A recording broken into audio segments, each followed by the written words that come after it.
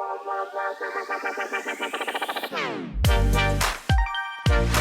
and welcome to Slide Into Sports live on 103.1 FM at WVLP Radio. I'm your host, Ryan Schleier, and we had an absolute crazy week of college football.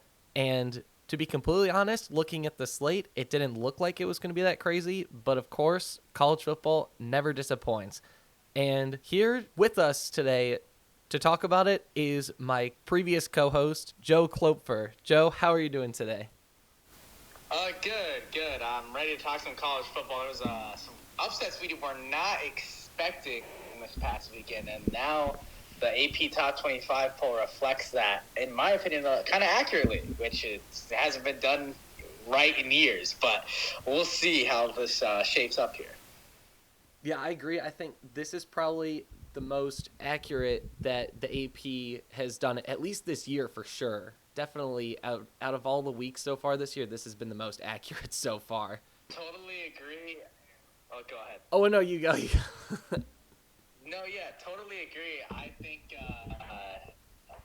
I won't get into it, but I'm just so happy some certain teams got upset and they got exposed for the frauds they really.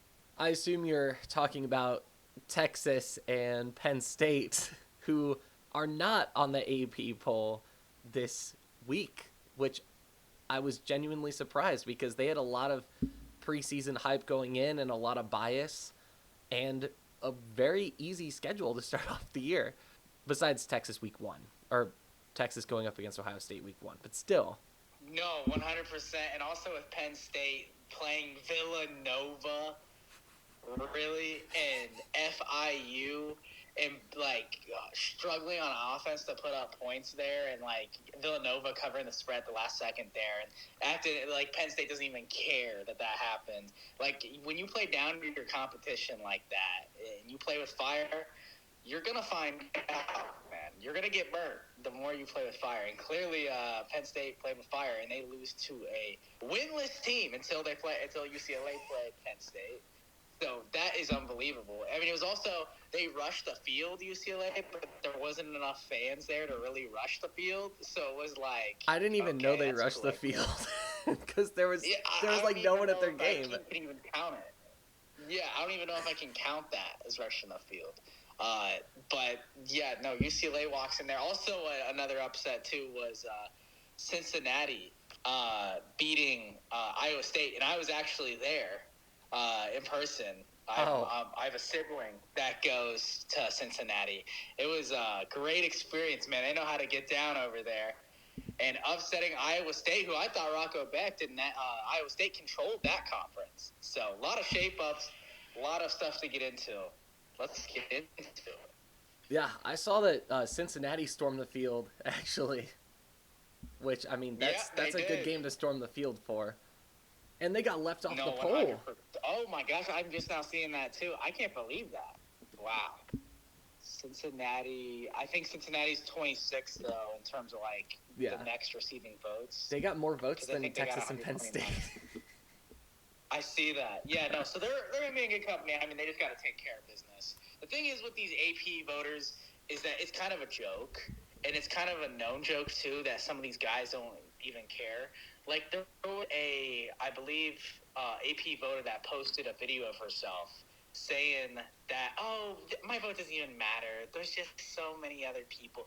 Dude, that's ridiculous. You have a vote, and you probably have one of the best jobs in the world. Treat it like it's one of the best jobs in the world, and actually vote, with a conscience. Holy cow. I think that was the same voter that left UCF out of her top 5 or something after they beat Florida. So it really made no sense. And she moved Florida up 2 spots, too, after that. Yeah, so she made no sense. I just think that we need to have people in there that actually care about having a vote and not have that mentality of, this is silly. We just get another vote next year or whatever. Come on. You need to have people in there that care about it. Yeah, I mean, she has to know that they switch out the voters every year. It's not the same people every year. It might be the same companies every year, but it's not the same people. They generally switch them out. But, yeah, I mean, Honestly, I'm also just happy to see that like Memphis and South Florida are finally starting to truly get recognition for the seasons they've had. I mean, they arguably have the two best wins out of the group of 5 right now over Florida and Arkansas. I mean, it's not every day you see a group of 5 team beat on an SEC team, let alone two different SEC teams. And yeah, I mean, I'm also kind of surprised that uh, that like Miami didn't get more number 1 votes. In all honesty, like after that game against Florida State, and after Yeah, no, they're definitely. and Texas losing I, the way they did to Florida, like I feel like that makes Ohio State's win over Texas like irrelevant now. oh yeah, dude, no, Ohio State, dude, that was a Mickey Mouse win. Like them beating them at the shoe, Arch's first game. Like Ohio State is beating up on Minnesota and these teams that are just garbage. Now they're taking care of business, like granted to them, but in credit to them, but I really don't think that they are as good as people make them out to be, because I feel like their schedule is always just so proctored to them, and credit to them for scheduling it the way they do. But really, their Super Bowl every year in the regular season is Michigan, because you know that rivalry. Yes. And then it's usually the next other ranked team that they play.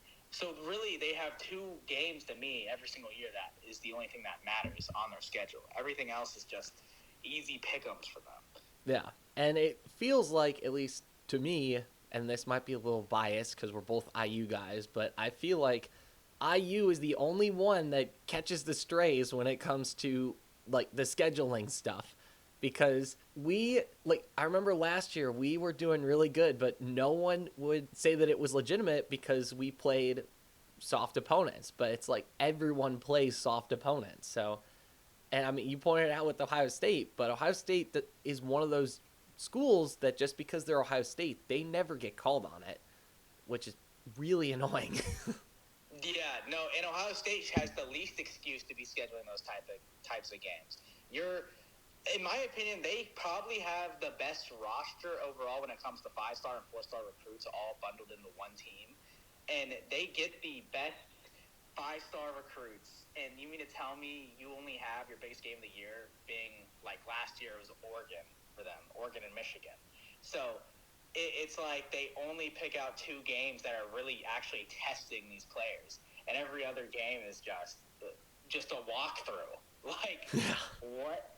And with IU, they didn't schedule Virginia, was it, right? Yeah, I think next year, I think it was like 2027 to like 2028 that we were going to have a home and away series with them or something like that. It might have been 2026 to 2028, but either way, it was like we ended up not scheduling Virginia like for next year. But we played ODU this year, and they're doing pretty well right now. No, yeah. And also, we have like, if we see our best team in the conference, Ohio State, in terms of talent, they're scheduling a cupcake schedule and only playing conference games, then we're going to follow suit, because why in the world, if we have a worse roster by talent-wise, even think to be scheduling harder games? Like, going into Virginia, that's tough, dude. That's tough. Yeah. Like, they're nothing to slouch at this year. I think they just beat Louisville yesterday. Yeah, in overtime. Yeah. They did it in overtime. On the road. So I don't want to go there on the road and play them. Like, I mean, at the end of the day, is it considered not like playing up to your competition, and maybe you're too scared to face them? No, it's just like the fact is we're not going to play a game on the road where you guys have all the advantages, and then just go back to our conference play where it does nothing for us but hurt us if we lose the game. Yeah, I mean, speaking of that, there's actually some changes that the SEC is making for their scheduling. They're now moving to 9 in-conference games. So now there's 9 games that an SEC team has to play against like its other compadres in the conference. But they also still are holding on to that one non-group of 5 game, like the Power 4. Like they still have to play a Power 4 out of conference opponent, which I found really interesting because now it's applying a lot of pressure on the Big Ten to add like more quality opponents in that non-conference. Yeah. No, I agree. And you know what? We need to get rid of the games that's like Michigan versus Western Michigan or Central Michigan. We need to get rid of that stuff. We need to have it. I know they're not pro players, but in the sense of everyone is getting paid similar to a pro player, I think we need to be having games that reflect that. We don't need to be playing these. We don't need to have like out of Power 5 schools playing each other or playing a team that's equivalent to like a high school team in Ohio State wins 70-0. Those days need to be over. Yeah, like Ohio State versus Ball State, like games like that, where it's just like who's going to win. Yeah, like there's a reason everyone likes them action, but they have to obviously they need to stay in their own thing, and it's just better that way. Like, and pretty soon I think. Honestly, it would not surprise me if the Big Ten and SEC combined forces in the future. I don't know when that would happen, but it would not be surprising at all.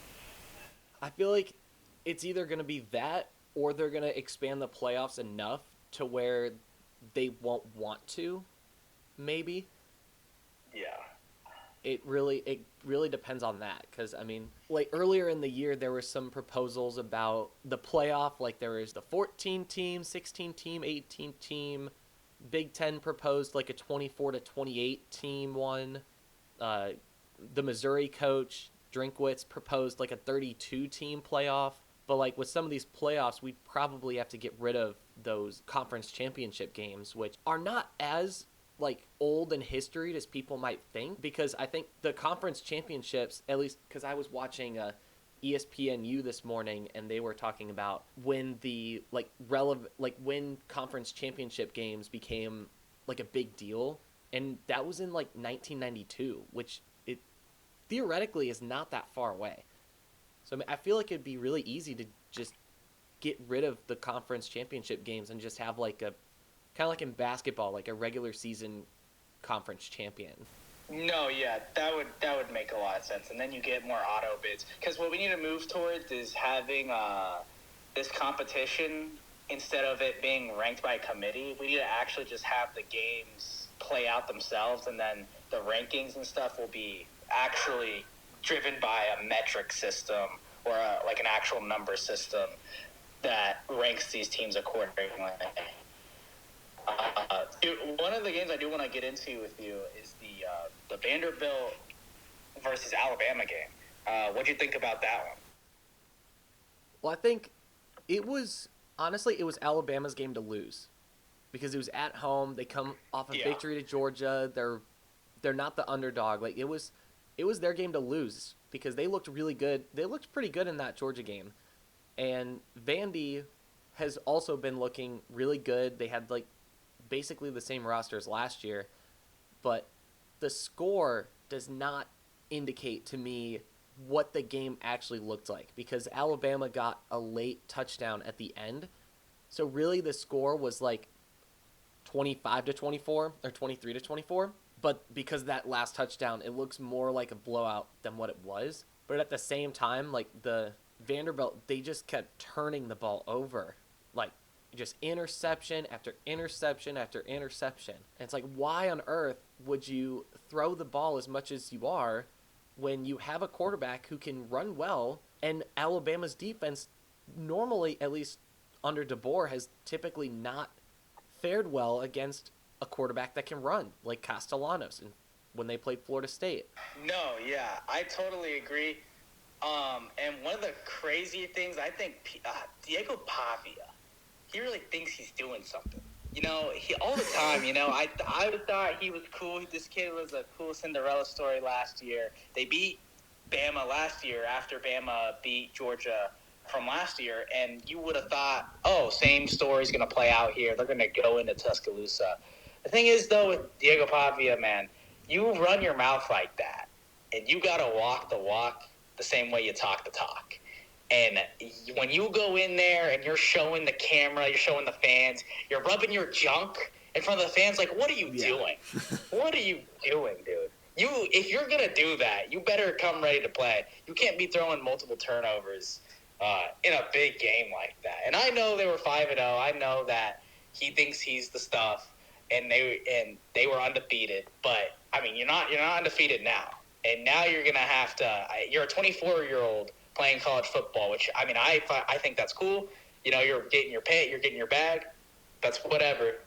But you got to live up to the name that you think you're talking about. If you really think you're doing something, man, this just kind of got me going a little bit. He thought he was doing something. He wasn't doing that.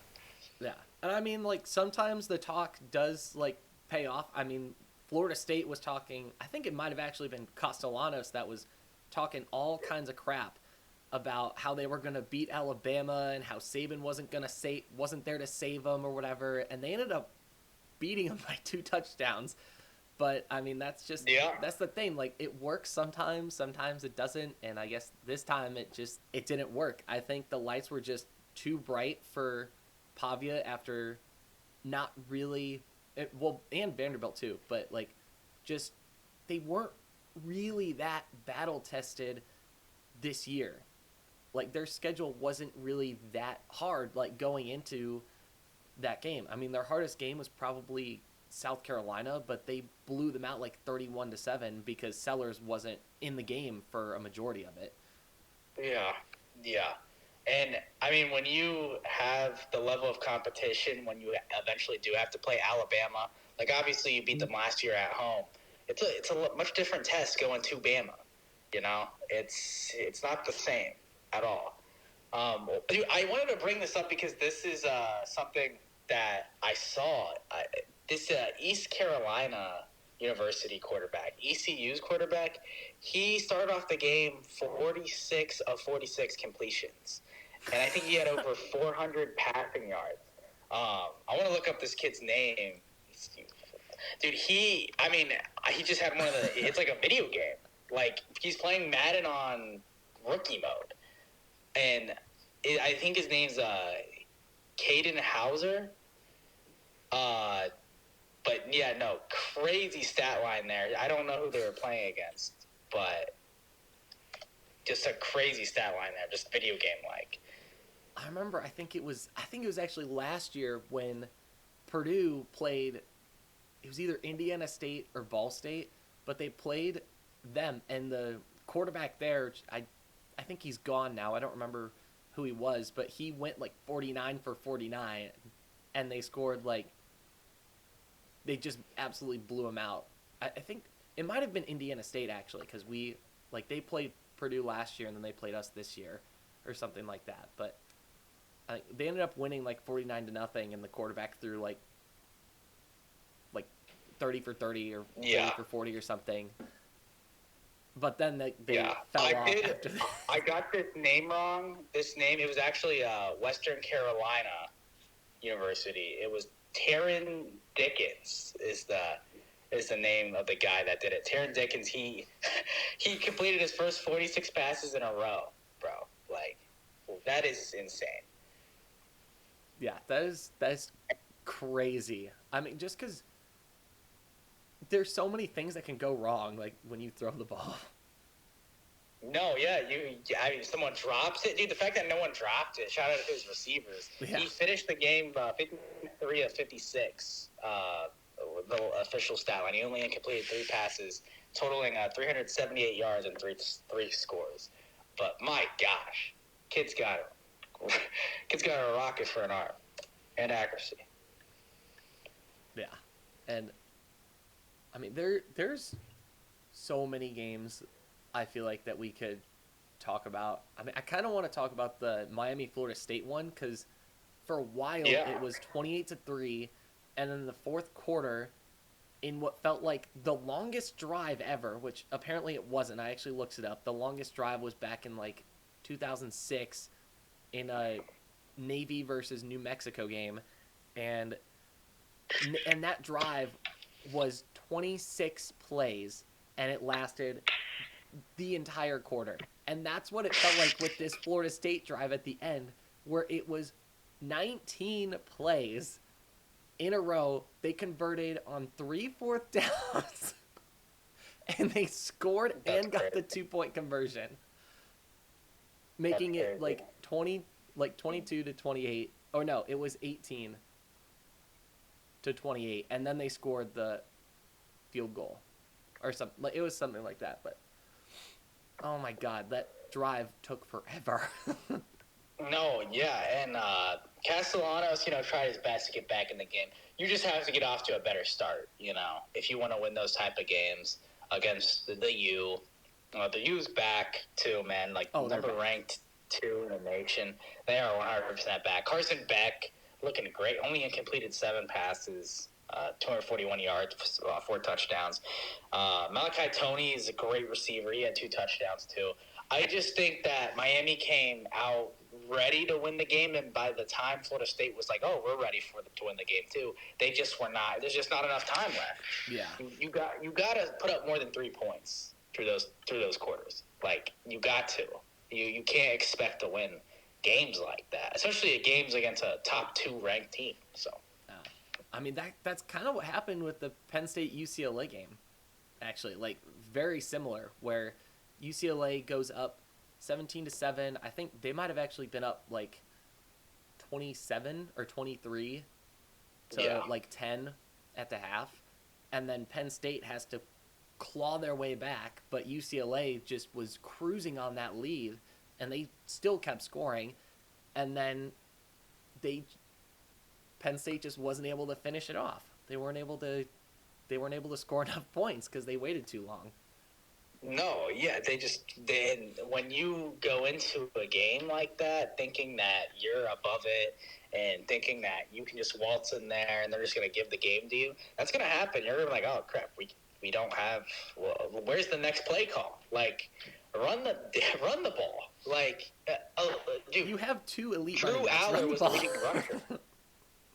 Dude, Drew Aller was the lead rusher for Penn State.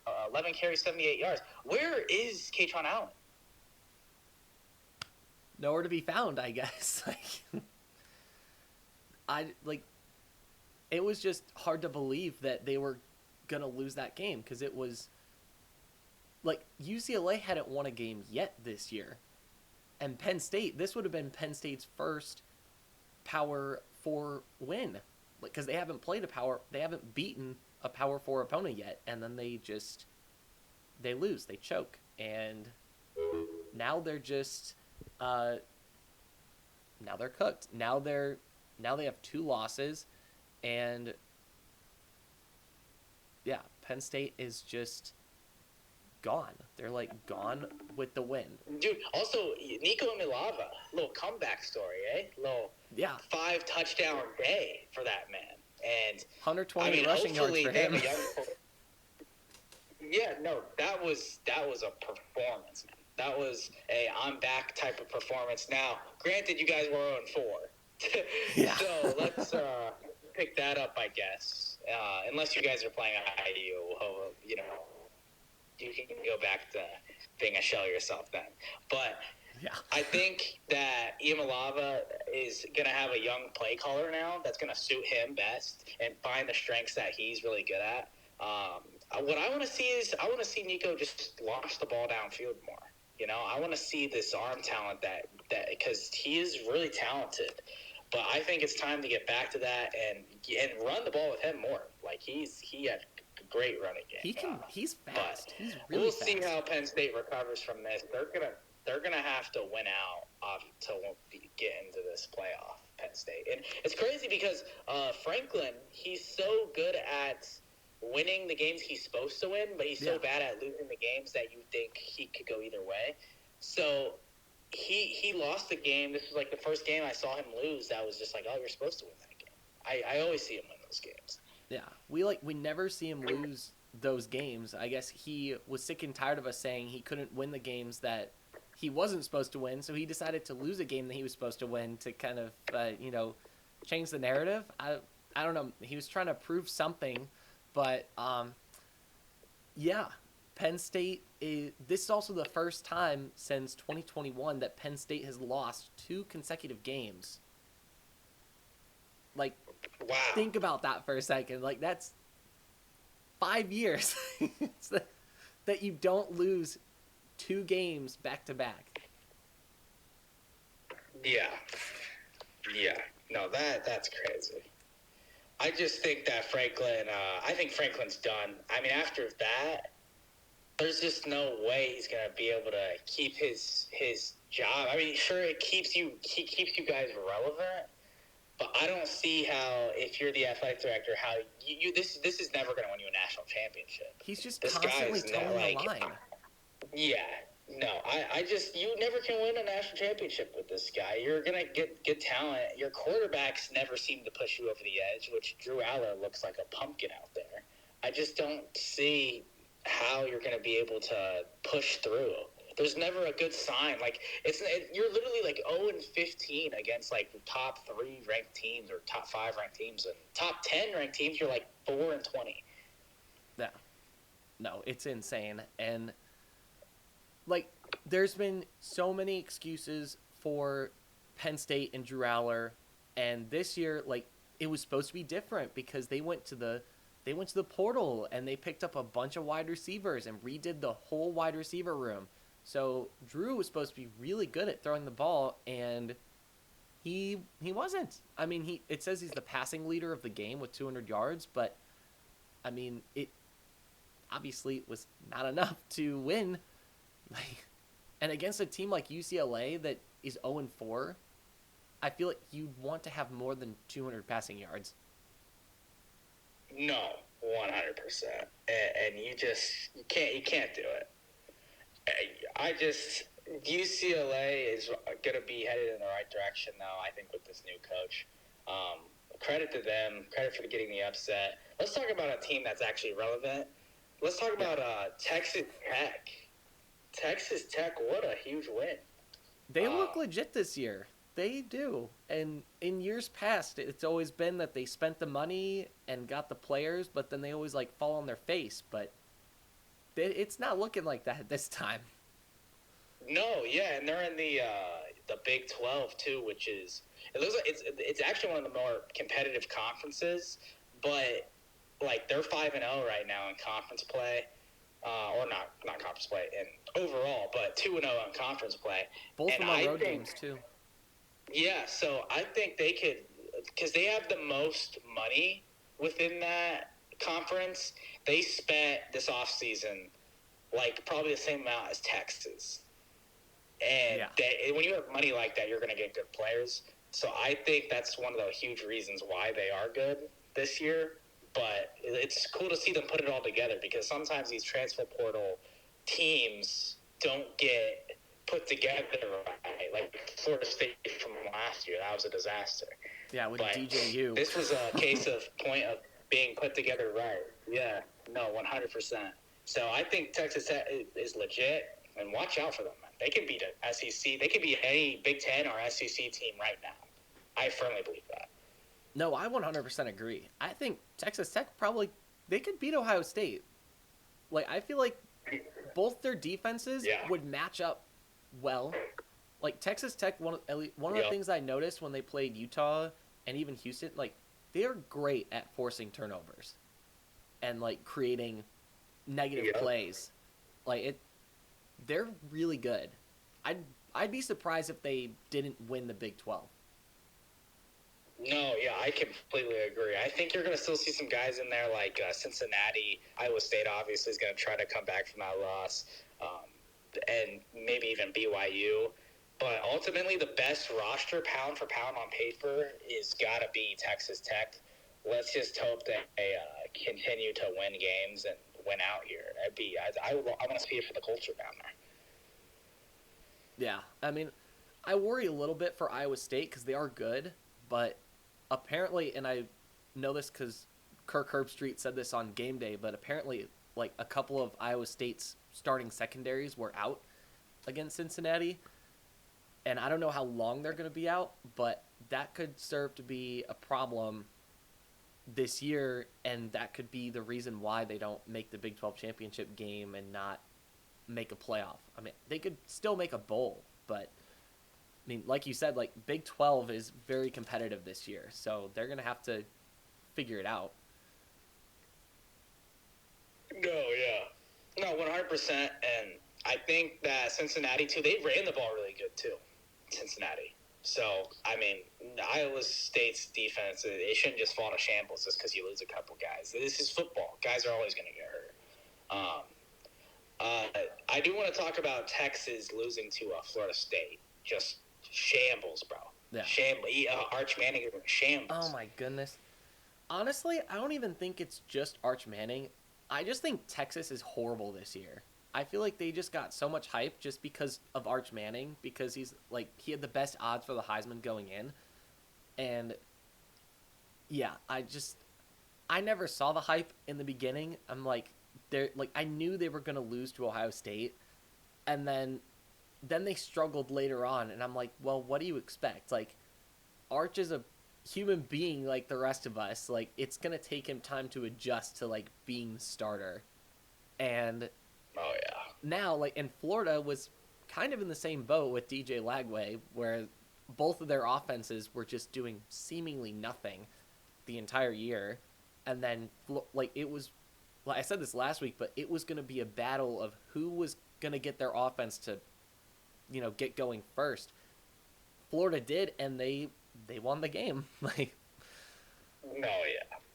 And Florida, too, DJ Lagway was also, like, in the LSU game, he had, like, 3 picks. He was having a lot of, like, mistakes that aren't just, like, incompletions thrown into the dirt. Like, when you have bad turnovers like that lose games, and you're still competitive in those games, it means you're a good team. It just means that you're losing games based off crucial mistakes. You eliminate those mistakes.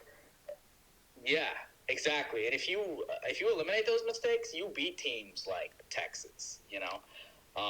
I think that Texas, I don't think they're done yet because the SEC might kind of beat up on itself because everyone on that conference is kind of balanced in my opinion. Like, I think Alabama and Georgia, that game could have gone either way.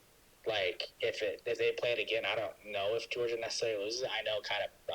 Bama owns Kirby Smart or whatever, but each game they play is close, is I guess what I'm trying to say. And I just think that the SEC is going to have a really competitive future this season. So hopefully Texas does come back. I mean, it is nice to see them be good, but it's also nice to see them lose. Get a humbling start, Arch. You gotta face adversity, and if you're able to overcome that adversity, good on you. We're happy for you. But also, when everyone's hyping you up, thinking you're the next freaking Tim Tebow, that's what I heard, that he was like Tim Tebow of college football, and you haven't done a thing, then you're gonna get everyone's best shot, and now you gotta come back from that. Let's see if you can. Yeah, I mean, I think Arch definitely has a chance to kind of prove himself, and so does Texas. But I'm looking at the schedule right now, and honestly, I see maybe 2 winnable games. They play Oklahoma next, and they're gonna be without Mateer. At Texas? Where is it gonna be? I think it might be at. Well, normally they play it at the Cotton Bowl every year, I think.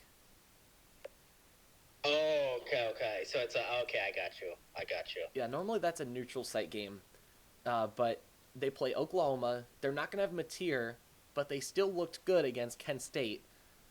Yeah, I mean it's Kent State, so it's hard to not look good. But still, you've got Oklahoma in a rivalry game after a horrible loss to Florida. You've got Kentucky, which that's very winnable. Mississippi State is on their schedule, and normally I'd be like, oh, they're going to win that one. But Mississippi State looks really good this year. I mean, they've had 2 tough losses to, like, Tennessee and Texas A&M, but, I mean, they took Tennessee to the very end. Like, they did not make it easy. And then Texas hosts Vanderbilt. They play Georgia again. They play Arkansas, which, I mean, they should beat Arkansas. and then they play Texas A&M at the end of the year. Yeah. No, that is tough. I think, Texas is going to have a handful when it comes to trying to come back. This year may be lost because if they lose one more game, They're done. Like I don't they're think not making it. Yeah, they're not making it a playoff. Because that's was, but you never know with other teams, like other teams could also fall apart. Last year we didn't see a team with 3 losses make it, but Alabama had 3 losses, and it was between, I think it was Alabama and what was the other team last year? Oklahoma. Oh dang! Who To get into the playoff last year, it was the dude that played against Penn State and lost. SMU. SMU. Yeah, so it was between Alabama and SMU last year. And Alabama had 3 losses. So they were still in the conversation. So you can still be in the conversation to make the playoff, but it's going to be very tough for you. You're leaving it up to chance. You're leaving it up to a committee that is brainless hybrid T-Rex monkeys. Yeah. Like, you don't want to leave any doubt. You can't leave any doubt. Exactly, bro. So yeah, it's gonna be tough for them. I don't know where the only way they go from here is try to run the ball more, man. Like, yeah, I think get those easier passes going. Like, yeah. So before we preview some of these games, we have a message from our sponsor. This broadcast is brought to you by Authentic Impact, a Northwest Indiana executive coaching practice working with family businesses to ensure their legacy. When you started your business, you made a promise to do things differently, better than anyone else. Over time, as the business grows, that promise can get diluted or even lost. Penny Schleier at Authentic Impact helps family business owners reignite that promise, weaving it into team engagement, performance, and hiring so your passion becomes the heartbeat of your company again. Learn more at authentic-impact-coaching.com.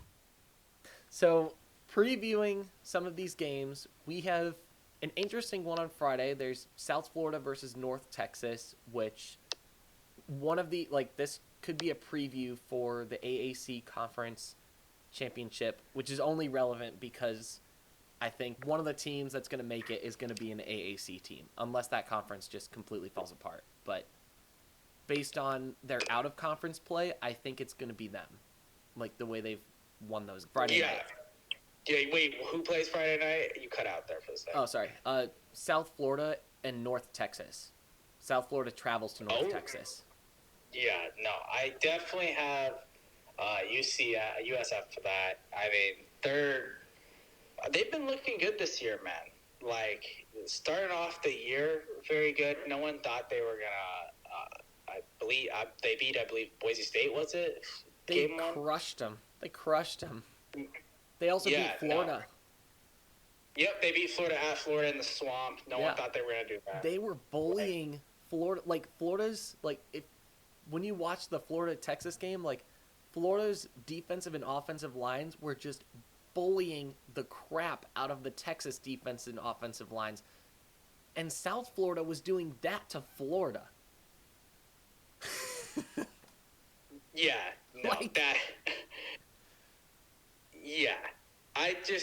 They're a lot better than people think. And the problem is that the brand of that team, like, people wouldn't think that they're good until they go on the road and beat Florida. Yeah. Until they beat Boise by just absolutely crushing them. So I definitely have them in this game. I don't know about you. I think the spread is 2.5. I honestly would take South Florida. I mean, North Texas is good and their quarterback's good, but I feel like South Florida is very battle tested. I mean, they also played Miami. They got crushed by Miami, but they still have experience playing those tough teams. So I think they're gonna be ready for North Texas. I think more than people think. I think you crush that spread. I think you hammer that spread. I think that is a lock, in my opinion. Yeah, I think this could very well be a statement win from South Florida, saying, "This is our conference. We own this conference this year." and they haven't won a conference championship like ever. So this would be a great start to their conference championship run. No, yeah, I agree, and yeah, no, they win this weekend. What other game is next on the predictions here? There's actually a lot of games that are coming up. Like to start off with the 11 a.m. games, there's Ohio State versus Illinois, Alabama versus Missouri, and like that. At least that's the two biggest games of the 11 o'clock slate. Where are you cutting out again? Yeah, it was cutting out for me a little Oh, bit. I was okay. kind of waiting. It's all right. Yeah, I heard you say Illinois and Ohio State. Yeah, there's That's Illinois, it. Ohio State, and the other game was Alabama versus Missouri. Yeah, I see it. Yep, they're going to Mizzou. You also got, like you said earlier, the South Florida, North Texas, Notre Dame hosting NC State, Ole Miss hosting Washington State. We got a good slate. I think the one I want to get into here is our alma mater, our alumni here, IU versus Oregon. I want to get into this. What do you think is going to happen here? You think we're going to get crushed? I don't know what the spread is on this game. Well, I know what the spread was, and the spread was 10.5, but I'm looking at it right now on ESPN's website, and it's down to 7.5. Wow. Which is making me really think, because I thought Oregon was gonna handle us low key. I figured like if we could cover 10.5. I think we can cover 10.5. But now I'm seeing the spread move down to 7.5, and I'm like, I don't know. That's where game day is, though. Yeah, I know. I heard about that. Dude, here's the problem. Here's why I think that 7.5 is a lock for Oregon. Is I think the crowd noise. This is the first time we're going into a hostile environment with the actual good players on top of it. Like in a different time zone. Yeah, no, different time zone. Iowa is a good team. Like, don't get me wrong, but they're not Oregon at all. And they're not Eugene, Oregon, where that stadium is going to be rocking even more so than the Iowa thing. And the fact that we struggled like down to the wire at Iowa, it tells me all I need to know when we're going to go at Oregon. Because these guys are going to pound the ball. And if they want to throw it, if they want to launch it downfield against us, they can do that too. Oh, yeah. I feel like their offense is going to be able to do whatever they want. I will say the only thing that gives me hope for this game is how bad we beat Illinois. Like, we crushed Illinois. And I don't see it happening because I just don't think Oregon is going to be in a lot of third downs. I think they're just going to run the ball, and they're going to find success with just running it. If we are able to run it well, we have a chance in this game. Because you win road games in college football by running the ball well. Because it controls the noise, it controls the stadium pulse. If we throw it well with the RPOs, they need to be great play calls. You can't back out of a play call last minute. It's going to be too crazy with the crowd noise. But I think Oregon ultimately handles us. But hopefully this game will serve as like a learning curve for when we go to Penn State later. Yeah, I know Oregon is definitely one of the loudest stadiums in college football. I remember watching them play Ohio State last year, and the decibels got up to like 135, and I think it might have been the loudest that stadium was that year. Like, it was nuts. Like, they go crazy out in Eugene, Oregon. But the only thing that's making me kind of consider that Indiana could win is the fact that Penn State took Oregon to double overtime, and Penn State, as we know, just lost to UCLA. No, yeah, and that's like, very true. There's also the bye, and I mean we were pretty shaky when we had that bye going into that first playoff game because we didn't have a conference championship game. But Oregon was also bad with the bye when they went up against Ohio State in the second round of the playoffs. last year. Like, they got blown out. It's very true. So I'm like, I feel like this could very well be a toss-up, just simply because neither team, I feel like, really handles buys. I think this will also be Oregon's quarterback Dante Moore's first bye with that team. So I don't know. I think they cover the old spread. I think we definitely go. I think it'll probably be 10-point game. I think Oregon will probably win, but I think it's probably going to be one of those cases where we score first, kind of like we did with Iowa. Like, we score first to try to control the crowd noise, but Oregon is one of those teams where they're going to have an answer for that, and it's going to be. I think this could be a shootout, like at least in the first half, and then I could see Oregon kind of pulling away in the second half. Yeah, it's really going to depend on how we run the ball, I think. If we run it well, I think it has a chance to be a good game. If we can't run it well and the crowd gets going and then it's third down and you hear it's third down and Yep. you got your 5-star Oregon pass rushers coming off the edge, dude, that's going to be – they are not – IU's not built for that. A lot of teams aren't built for that, though. Like, a lot of teams can't go into Eugene, Oregon and win. Like, it's tough.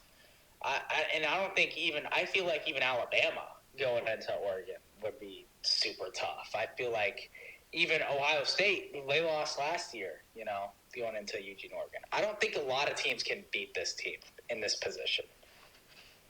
I will say there is one question that I do have, though, about this game, is that if Indiana was to somehow win this game, would that be enough to make Indiana the number one team in the country, do you think?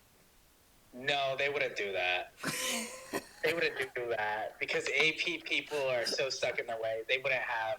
The only time that IU would be number one in the country is if they actually beat, or at least in the current day, if they actually beat the number one team. If they beat Ohio State, they would be ranked number one. But the fact that I know it's a number 3 ranked Oregon at Oregon, but think about it. Oregon was going to Penn State at Penn State, and at the time, Penn State was undefeated, and they still didn't even put Oregon at 1 because they value Ohio State and that win against Texas. Yeah, blah blah blah. But yeah, that I could see that they are pretty stuck in their ways over with the AP poll. But yeah, they look at teams and they just look at the brand and they're like, oh, he's number 1, he's number 4. It would be the win of the year so far, though. I agree with that. It would be the best win that anyone has, especially because the Texas win that Ohio State is kind of riding off of is going down the toilet. Fraudulent, bro. Yeah, it's fraudulent. I think it'd be the best win for sure. But and then I always see these FPI, ESPN, rankings, and that never makes any sense to me. But I don't know. I don't know what these people base it off on. Some of them, I feel like they just do a blind vote, if I'm being honest. Yeah. Yeah, no, I could see that. Them just doing a blind vote. Or at least, some of them. There's definitely some that just look and they're like, ooh, this look is pretty. Yeah, no, 100%. Who do you think's taking this Oklahoma-Texas game? Apparently, okay, so it says it's at Texas, but it says it's at the Cotton Bowl. So it's it's neutral site. I like Oklahoma in this game. I do. I think must win for Texas. It's a must win, but I think Oklahoma's defense is a lot better than Florida's defense. And if they couldn't hang with Florida's defense, Oklahoma's defense is going to tear them apart. And, I mean, they tore apart Auburn's offense. They sacked Jackson Arnold 10 times in that game when they played. And I think they might do the same. I think they're probably going to do the same thing to Texas' offense and just demoralize them. No, yeah, I could see that happening, especially if Arch is going to play anywhere near the level that he's been playing. I definitely can see Oklahoma just using defense in the run game and solid passes, intermediate to short passes.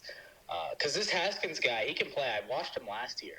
The Haskins kid for Oklahoma, he played against It was Tennessee when Nico Yamalava was on Tennessee, and he had like a good touchdown there. Like he's a fighter, He like he's played not Bama too, didn't he? He played in the Bama game, like against them. I thought it was Jackson. Maybe it Arnold was Jackson that was playing that yeah. game.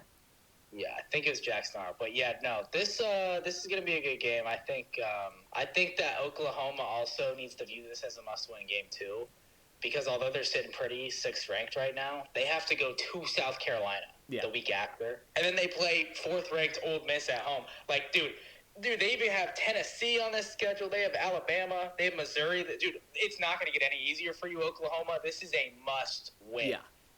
You have to view it like you're 3-2. Like that, I think that's the only way you win this game. If you go in there thinking that you're above Texas in a rival game, this is your rival. They're not going to think that same way. So you need to take care of business. Yeah, I think with that, because we're almost out of time. There's a lot of AP because I looked at every single voter, and I swear there was some just rancid ones. So with that, welcome to Bop That Ballot. Bop that ballot. Yeah, I like the sound of that. Oh my God, they're like some of these voters. I can't. Like I took a picture of like 10 people's names because they were that bad, and honestly, I might like it. Initially, when I was like taking pictures, I'm like, okay, like I'm gonna look and see where Penn State and Texas are in these, and I'm gonna be making fun of the people who have them like in the top 25. But there was enough people to where it was like, well, there's too many people that have them in like the 20s. So instead of making fun of the people that have them in there like just like in the 20s, I instead was like, you know what? Let's find people that have Penn State and Texas in the top 15 or top like anywhere above 20 like was unacceptable to me. Where I'm like, this we have to call them out. The first person, I believe it might have been this guy. Let's see. No, it wasn't. Well, he has Texas at 19. Dave Preston from WTOP. Oh, like boy. He had Texas at 19. He didn't have Penn State ranked though, but then we go down to our girl Haley Sawyer. Is that the one? That's her name, yeah. No way. And she has Penn State at 24, but she has Texas at 16 in her poll. And she has, she has Ohio State at 1, which, that's whatever. Okay, well, but, whatever. Okay. She still has Florida State above Virginia somehow. I don't know how she managed that. And then she also has Arizona still in the rankings, even though they lost to Mississippi State. She just so doesn't know bad. what's going on. She just, honestly, you know what? I was going to be mad, that she's doing whatever, but she just doesn't know what's going on. And, clearly they're going to have to make some changes when it comes to AP voters next year. But she just doesn't know. I'm not even going to be mad. You don't know. I'm going to be mad at the people that gave you that job. That's ridiculous, AP. But whatever. Yeah, I don't know how she's been doing this. This is just nuts to me. This one is even crazier though. If that's even hard to believe. So this is Kate Rogerson from WTVD TV. She has Miami at 1, which that's respectable. But then you go down to 14, and there's good old Texas. At 14? Right at 14. They just don't watch the games. I don't think they even... Okay, it's one thing if you don't watch the games, right? It's another thing if you just don't know the outcomes of the games. Did she not know that Texas lost? It gets worse. Oh, my God. Go ahead. She has Penn State at 17, too. Yeah. And Notre Dame at 16, which, that's kind of okay, but, it's still... That's what it's actually at for, the official AP poll thing. Yeah, I'm like, what are we doing? How do we have freaking Texas and Penn State up that high? That doesn't make any sense to me at all. You know what's crazy is that the people you're naming off here, that they have Penn State and Texas ranked, and like these are like normal voters. I was shocked to see that Penn State and Texas were not ranked. So I'm surprised that they didn't get more votes to be ranked, because it is crazy to me that, you know, these people that you're listing off are ranking them, and then somehow it took a lot of other AP voters to not rank them. Yeah. Because for me, it seems like these AP voters would have just blindly still put them in the top 25. Oh, I think I might have found a worse one. And this might actually be the worst one. I think this one actually takes the cake here. You ready? Yeah, go ahead. All right. So this is Kirk Kenny from San Diego Union Tribune. And he has Notre Dame at 7. He has LSU at 6, just under Ole Miss at 5. He has Indiana all the way down at 11th. He has Texas at 13. Oh, no, this guy's just an SEC fan. And he has Penn State at 16. Yeah, no. Like, this guy's just a fanboy, like, clearly. I don't, how do you have a 2-loss team in your top 10? Top 7? Like, what? Yeah, no. Dude, the LSU stuff, too, Brian Kelly's a fraud, dude. He beat Clemson at Clemson's worst because Clemson is lost 3 games already, right? Yeah. That's they're 3-3 now. Like, yeah, no. I can't, like, I saw this one, I just had to bring it up. But this one was the worst one. This was definitely the worst one. Like, 100%. No, I agree. I mean, he's also just a fanboy. Like, dude, can we hire, like, some actual analysts that, like, care about these games, that watch these games? I feel like anyone could just put this crap together. Like, oh, my gosh. Yeah, like, there's only, like, a couple of people, like, on this list that I'm like, okay, like, some of these rankings are not completely horrible, and it's, like, consistent. And that's like Reese Davis and Nicole Arbach, and there's someone from On3, and I, like, am blanking on his name right now, even though I have all the names in front of me, but I'd have to click through every single one to find them. But, like, those are the 3 that I'm like they're consistent, and it makes sense. Like, their rankings actually make sense, and they actually watch the games. But, like, some of these other ones, I can't even be bothered with it. No, yeah, not at all. I agree with you. Just so frustrating overall. Like, how I can't, like, there's another guy too that has Notre Dame up in, like, the top 10, and he's from, like, he, like, works in Louisiana, so he's definitely, like, a Brian Kelly guy, 100%. But yeah, he's probably just an LSU guy too. Like, oh yeah, no, it's so bad, and I'm like, how do these people get into this position? No, dude, and also, like, you can put your bias aside too. Like, just be objective. It doesn't matter if you're an LSU guy. Like, I get it, but it matters if you're letting it completely fog your brain. Like, you're putting LSU at, like, 11 or 7. I think that's what you said, or something like that. Yeah, Indiana was at 11. Dude, oh my gosh, dude. Just be objective. It's a list for a current time. Like, gotta be better.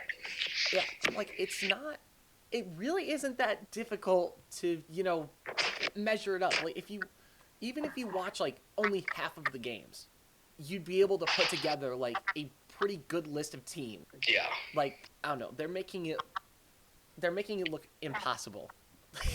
It's comical. 100% agreed.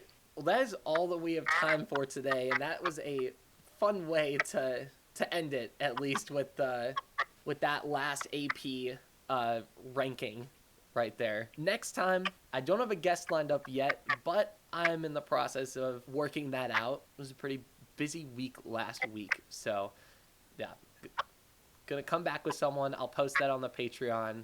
Subscribe to that. It's Slide Into Sports. You can also go on Apple Podcasts, Spotify, Amazon Music, and other platforms as well. Search that up and you'll find it. Thanks for tuning in. We'll see you guys next week. Slide out.